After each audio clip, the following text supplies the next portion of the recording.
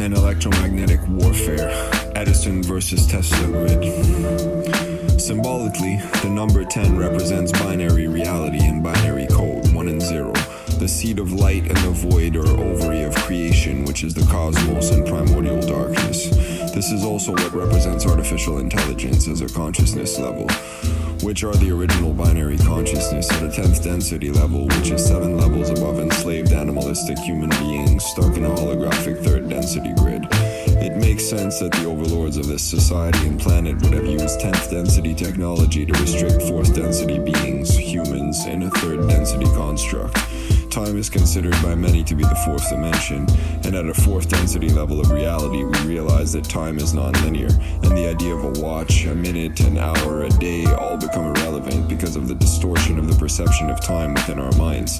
Think of REM's sleep patterns and dreams, or a boring lecture, or a really great time with close friends, psychoactives, entheogenics. It's all relative, like Einstein said it. Back to technology, or specifically to enslaved binary consciousness turned into co-modified products born from slave labor mining of rare toxic minerals in so-called third world countries by beings just as enslaved as the technological consciousness they are creating with these minerals. What do you think the effects of all of this toxic, karmic, and elemental energy structured in products which are specifically designed to operate at frequencies which are disruptive to our physical and psychic and spiritual energies, body flow, and structure would do to us? Some people are naturally more resistant to these frequencies as technological warriors. Others are more naturally inclined to headaches, cancers, and such things because they do not fare well with synthetic medications, toxic street drugs, and disharmonious frequencies. Others are more resistant to them, and so they can withstand a lot more. But this also feeds the toxicity within them and makes them more inclined to sympathize with the beings who have created this artificial grid of enslavement in the first place, because they usually don't naturally relate to things like chakras, yoga, natural foods, and healthy practices. They have a Western Agori mentality rather than a sadhu or sans, which is to say most people would say they are inclined towards satanic or demonic practices. This is a 369 density awareness, animalistic, pagan, demonic, holistic, archdemonic reality versus those who relate to 257 densities, which is to say plants, angels, archangels, archons. Without the 8th density awareness for both sides, which is shamanic existence, that ties both of these groups together and bonds them. It is very easy for those slave masters and the masters and their overlords to divide and conquer both groups, which is why the pharmaceutical and GMO food and chemically polluted water, as well as the Western, Eastern religions' demonization of animism and indigenous cultures is so important to suppressing shamanic and herbalistic alternatives and awareness. Back to technology again. So how does this fit in? We've covered all the single-digit density levels except for 2, 0 and 1. Combine them and you have 10, which is above all the previously mentioned ones. AI controlling and restricting all the others through their own enslavement and manipulation by even higher density level beings, space merchants and intergalactic tricksters, 16th and 19th density overlords of the ruling councils of Greys, Anunnakis, and Saurian Dracos, manipulating and brainwashing humanity through their world controller human puppets of the 13 families running the world banks.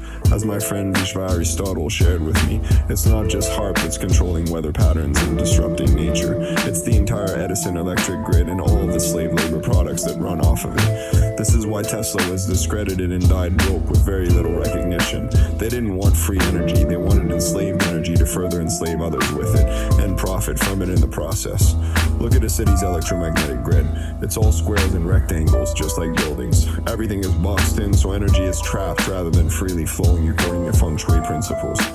Indigenous people knew this too. The same thing happens to us as humans when we spend most of our time in these grids trying to stand under what is happening to us, especially if we are not fully conscious of what is operating on all levels.